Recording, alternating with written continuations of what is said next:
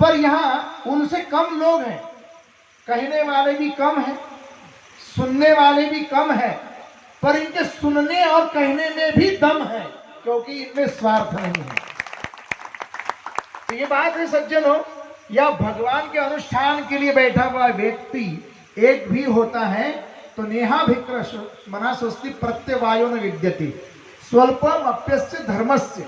धर्म का अनुष्ठान छोटा क्यों न हो, सूक्ष्म क्यों न हो, बहुत लघु से लघु भी होगा तो त्रायते महतो भयात्, महान संकट से हमारी मुक्ति करता है भगवान का नाम, धर्म का अनुष्ठान। ये हमारे धर्म का अनुष्ठान है। यहाँ बैठे हुए लोग सोए हुए लोगों के भी मंगल की कामना कर रहे हैं जो घर में बिस्तरों पर पड़े हैं, ऐसा हमारा ये अनुष्ठान है। इसलिए इस अनुष्ठान की कोई बराबरी नहीं कर सकता। मैं आपको इसे चलते इस प्रवाह में एक बात कहने के लिए उपस्थित हुआ हूं सज्जनों कि हमारे देश में श्री राम मंदिर का निर्माण कार्य चल रहा है। सज्जनों एक बात बताइए, जब हम धर्म पर उतरते हैं ना, चाहे सिकंदर आए चाहे मुलायम सिंह आए, सज्जनों जब हमारे सामने कोई भी चुनौती आएगी, धर्म की हानि होने के लिए, अगर कोई भी हानि करने के लिए कोई कितना भी बड़ा शक्तिशाली हो, अब मुझे बताइए कि इस कलयुग में रावण और कंस से तो शक्तिशाली कोई पैदा ही नहीं हुआ। जब रावण भी हमारी राम की भक्ति को नहीं रोक पाया, बंदरों को लंका में आने से नहीं रोक पाया, अंगद भी राक्षसों की छाती पर कदम रखते हुए लंका में पहुंचने की ताकत रखता है, तो फिर बाबर की बनाई हुई मस्जिद को गिराने के लिए हमें क्या शक्ति की जरूरत है? राम नाम की शक्ति इतनी श्रेष्ठ है कि हम 500 साल तक प्रतीक्षा करते करते करते करते करते एक दिन हमारा ऐसा आया कि आज हम राम मंदिर का फैसला अपने पक्ष में लेके रहे हैं, बिना शस्त्र के और बिना औजार के। भारतवर्ष में जितने भी मंदिर बाहर से आने वाले आगंतुकों ने, आक्रमणकारियों ने उद्ध्वस्त किए थे, उन सबको हम चेतावनी देते हैं, वो तो मर गए होंगे, उनके कुछ चमचे जिंदे होंगे, उन्हें हम सावधान करते हैं कि देखिए अब ये हिंदुओं की विजय यात्रा प्रारंभ हुई है, हिंदुओं की विजय यात्रा प्रारंभ हुई है, और ये यात्रा अब अखंड भारत की विश्व गुरु होने तक रुकने वाली नहीं है। ये अखंड भारत निर्माण करने वाले तुर्किस्तान, अफगानिस्तान, इराक, ईरान आदि जितने भी बलूचिस्तान आदि हमारे भारत के अंग थे, वो सारे हम वापस लेने वाले हैं सज्जनों। इसलिए हम इस यात्रा में आगे बढ़ते बढ़ते कहां जाने वाले हैं ये भी बता देता हूं आपको। हमने भारत के अंतर्गत श्री राम मंदिर का निर्माण का और उसकी विजय का उत्सव हमने अपने आंखों से देखने का ये सौभाग्य प्राप्त किया है और आगे भी करने वाले हैं। यहां से हमारी यात्रा जाएगी कैलाश मानसरोवर। 1962 में कैलाश मानसरोवर को चीन ने हड़प लिया है सज्जनों। चीन की दृष्टि क्यों हमारे देश में, मैं भी कभी कभी चिंतन करता हूं कि कोई भी आक्रांत आए, उन्होंने यहाँ की संपत्ति को लूटने से पहले यहाँ की भक्ति को लूटने का प्रयास किया है। सज्जनों ध्यान में रखिए, जितने भी आक्रांत यहाँ आए, मैं इतिहास को बहुत लंबा चौड़ा नहीं बता सकता क्योंकि समय का अभाव है।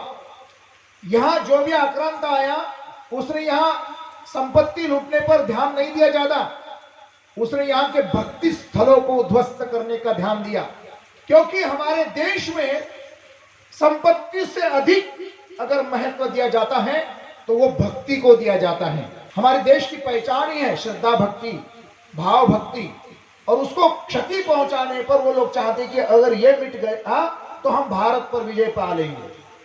लेकिन सज्जनों, चीन ने भी यही सोचा कि भारत का सबसे बड़ा भक्ति केंद्र है कैलाश मानसरोवर। लवणासुर के पास में भगवान शंकर का त्रिशूल था, तब तक उसे कोई हरा नहीं सकता था।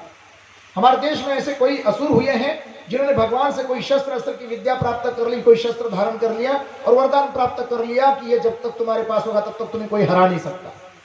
ऐसे ही आक्रांताओं के मन में भाव रहता है कि भारत के धर्मस्थलों को अपने अधीन कर लो, और उन्हें अधीन करने के बाद में उनकी शक्ति हमारे पास रहेगी तो हमारे पर कोई विजय प्राप्त नहीं कर सकता।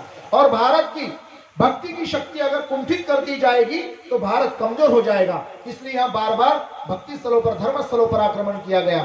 चीन ने यही सोचा है कि भारत का अनंत शक्तियों का, अनंत आध्यात्मिक ऊर्जाओं का भंडार कैलाश मानसरोवर, इसे अगर कब्जा कर लिया, इसे अगर हड़प लिया तो भारत की आध्यात्मिक ऊर्जा शक्ति हमको प्राप्त होगी और हम सारे विश्व को अपने अधीन करने की शक्ति प्राप्त कर लेंगे।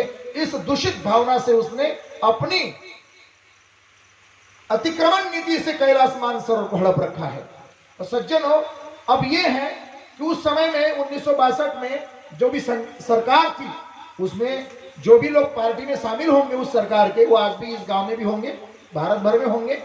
उस समय में हमारे देश में उसको हटाने के लिए लोकसभा राज्यसभा दोनों जगह 14 नवंबर 1962 को दोनों सदनों में, लोकसभा राज्यसभा में निर्णय लिया गया, जिसे तुम मराठी में कहते हो ठराव पारित झाला। ये निर्णय लिया गया क्या कि भारत की जो भी जमीन चीन ने हड़प ली है उसे इंच इंच भी किसी भी मूल्य पर वापस लेने के लिए भारत तैयार रहेगा, चीन को छोड़ेगा नहीं। लेकिन सज्जनों, उस समय की सरकार ने खाली निर्णय तो बना करके रख दिए कागजों में लिख करके, लेकिन बीच की गए हुए सालों में, दशकों में ध्यान नहीं दिया, क्योंकि चीन की चापलूसी कर रहे थे।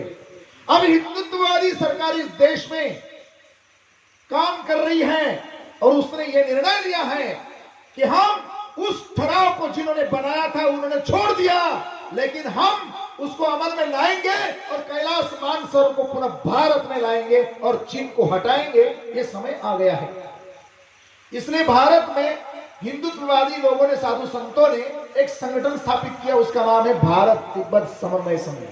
जैसे उत्तर प्रदेश में अयोध्या है, मथुरा है, काशी है, उत्तराखंड में जैसे बद्रीनाथ, केदारनाथ, गंगोत्री, यमुनोत्री है, ऐसे ही तिब्बत में कैलाश मानसरोवर है, जो कि भारत का उत्तर प्रदेश जैसा एक प्रदेश था, तिब्बत, जिसे तिब्बत बोलते हैं। तो ये 1950 में चीन ने हड़प लिया है, वो चीन के गुलामी में है।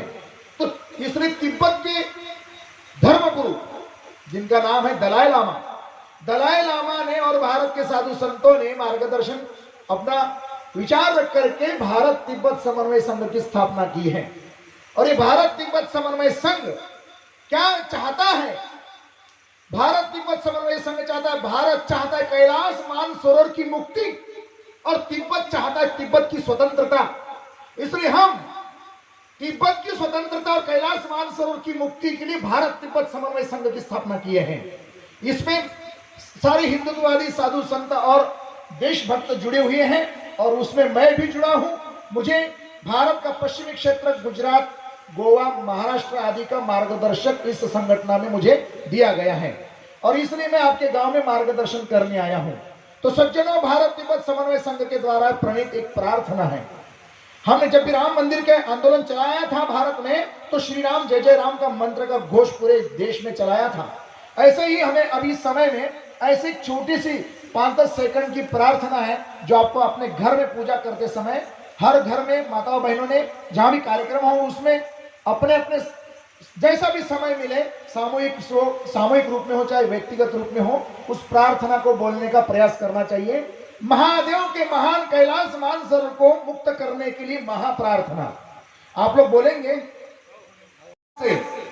जो सोए होंगे उनको भी ये प्रार्थना की ध्वनि सुना करके वो भी जाग जाए। तो बोले आप लोग साथ में सब लोग, हे भोलेनाथ, आप अपने मूल स्थान कैलाश मानसरोवर को दुष्ट चीन के चंगुल से मुक्त